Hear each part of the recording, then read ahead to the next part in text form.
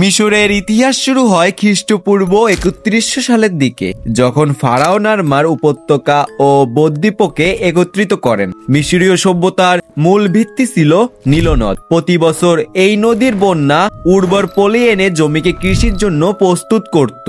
এই সমৃদ্ধির কারণেই মিশর একটি শক্তিশালী সাম্রাজ্যে পরিণত হয়। প্রথম পিরামিড তৈরি করেছিলেন ইমহোতেপ, যিনি ফারাও জোসারের উপদেষ্টা ছিলেন। এটি ছিল স্টেপ পিরামিড, যা পরে আরো জটিল কাঠামোতে রূপান্তরিত হয়। কিন্তু সবচেয়ে বিস্ময়কর নির্মাণ হলো গিজার তিনটি প্রধান পিরামিড, খুফু, কাফরে এবং মেনকাওরের পিরামিড। প্রাচীন কাহিনী বলে পিরামিডগুলো দাসদের দ্বারা নির্মিত হয়েছিল, কিন্তু আধুনিক গবেষণায় জানা যায় এগুলো গড়ে তুলেছিল দক্ষ শ্রমিকরা, যারা রাজা এবং দেবতাদের প্রতি গভীর শ্রদ্ধাশীল ছিলেন। পাথরের ব্লকগুলো নদীপথে আনা হতো এবং বিশেষ র্যাম্পের সাহায্যে উপরের স্তরে উঠানো হতো।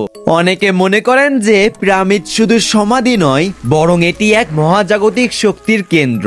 কিছু গবেষক বিশ্বাস করেন পিরামিডের নকশা ওরিয়ন নক্ষত্রপুঞ্জের বিন্যাস অনুসারে তৈরি। ভেতরে এমন কিছু চেম্বার রয়েছে যেগুলোর উদ্দেশ্য এখনো জানা যায় নাই। কিছু তথ্য অনুসারে পিরামিডগুলোর মধ্যে এমন শক্তি লুকিয়ে আছে যা আমাদের কাছে বা পুরো পৃথিবীর কাছে এখনো অজানা। 2017 সালে বিজ্ঞানীরা পিরামিড স্ক্যান করে এক গোপন চেম্বার খুঁজে পান, যা কয়েক হাজার বছর ধরে লুকিয়ে ছিল। প্রত্যেকটি পিরামিড এতটাই রহস্যে ঘেরা যে আধুনিক বিজ্ঞানীরা এখনো নিশ্চিত নন পিরামিডের প্রকৃত উদ্দেশ্য কি ছিল। কিছু গবেষক মনে করেন পিরামিডের ভিতরে এমন কিছু রহস্য রয়েছে যা হয়তো আধুনিক বিজ্ঞানের বোধগম্যতার বাইরে। কোথা থেকে এলো পিরামিড তৈরির এই অদ্ভুত প্রযুক্তি? কেন পৃথিবীর বিভিন্ন স্থানে যেমন মেক্সিকো ও চীনে একই ধরনের পিরামিড পাওয়া যায়? নাকি ফারাওরা সত্যি দেবতার বার্তা বহন করতেন?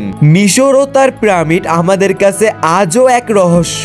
হাজার বছর পর হয়ে গেলেও এগুলো আমাদের মুগ্ধ করে রেখেছে। বিজ্ঞানীরা এখনো গবেষণা চালিয়ে যাচ্ছেন এবং হয়তো খুব শীঘ্রই আমরা নতুন কিছু জানতে পারবো। তো আপনার কেমন লাগলো এই ইতিহাস? যদি ভালো লেগে থাকে তাহলে লাইক দিন, শেয়ার করুন আর আমাদের চ্যানেল সাবস্ক্রাইব করতে ভুলবেন না।